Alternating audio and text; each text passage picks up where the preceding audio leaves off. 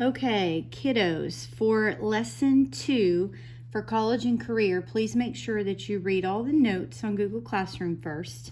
And then, like I told you on the Zoom on Friday, we're going to be using the same website. So we're going to be using bigfuture.collegeboard.org to do all of our research. So you can use the link, or you can go straight to Google and just type it in. You can just look for Big Future.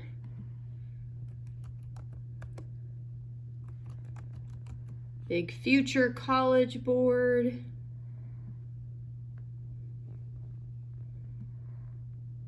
And it's going to bring you to the website, okay? And the way that we're going to start this is with careers. So you're going to go to Explore Careers. You're going to go down to the last piece that says Major and Career Search and click there.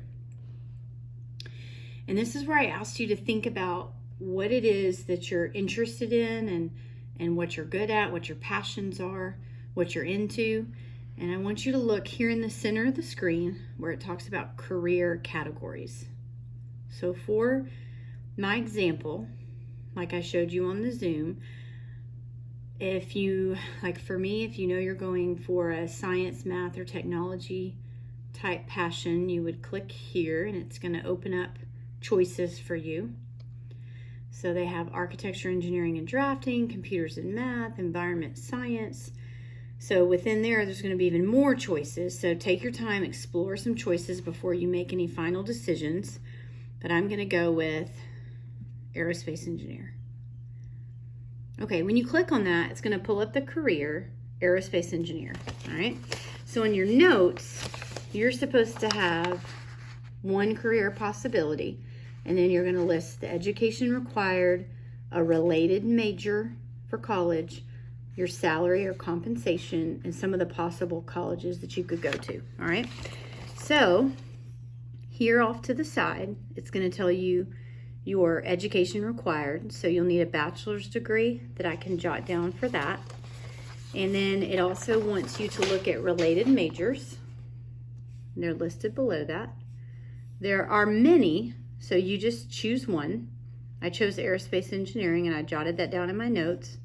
Then if you scroll down to the very end, you can read everything above that, but you need to list the compensation, which is an average based on data from 2001 or 2011, excuse me. So you put that down as your average salary. Then go back to the related majors and choose one, okay? I picked aerospace engineering if I wanted to be an aerospace engineer, and they had a major that exactly fit that. Then you can read a little bit about aerospace engineering or whatever your major is. There's a little bit here, but up at the top, off to the right, says which colleges offer that major. Find out now. So that's what you would click, because you need to be ready to list 3 colleges you may be interested in that have your major. All right. So they're going to give you a huge list at first. So for example, mine brought up 103 colleges, and you can start to use a sorting tool here if you want, or you can use some of the filters off to the side to sort by private school, public school, location. You can choose how to play around with it if you want to shorten your list. And once you find the 3 colleges you're interested in, just jot the name of them down, okay? When you get to the end of the lesson, though, it's going to ask you to go beyond just looking at the basics. It's going to ask you to take 3 of your colleges, choose 1 career, 1 major, and take the same 3 colleges you listed, and we're going to go deeper into those colleges, like where are they located, how many undergraduates do they have, so that means people fresh out of high school working on their first 4 years of college. And then it's going to ask you for data about what it costs to go there if you live in state and you live on campus, off campus, or at home, which means you don't have to pay for a dorm. And then it's going to ask you about out-of-state costs, on campus, off campus, at home. And then an opportunity for you to fill in a couple of fun facts about that university. So after you do a little research, you choose what you thought was interesting. So for example, if we chose, we're back on this page of lots of different colleges. Let's say I choose one, and I'm going to pick the college that I went to. So I'm going to pick Embry-Riddle Aeronautical University in Prescott, Arizona. I'm going to write the name of the college, which it has right here.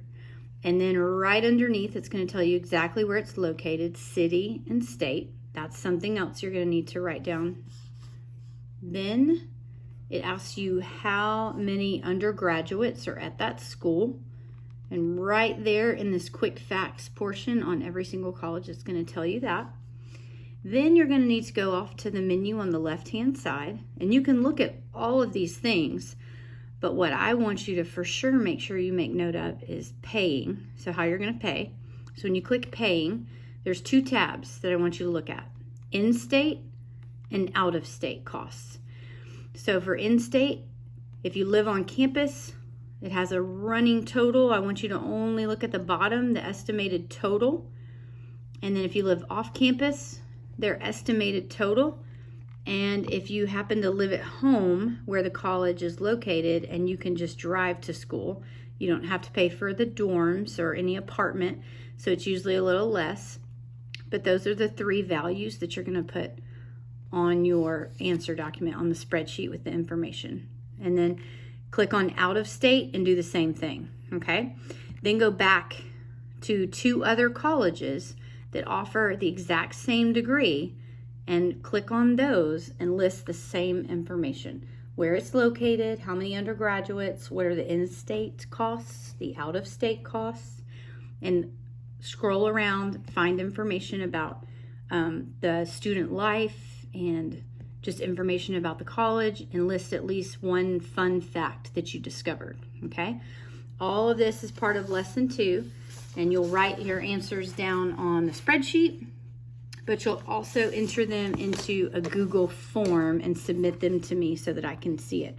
And because I think that makes it easier for you guys to submit on a Google form. All right, so good luck.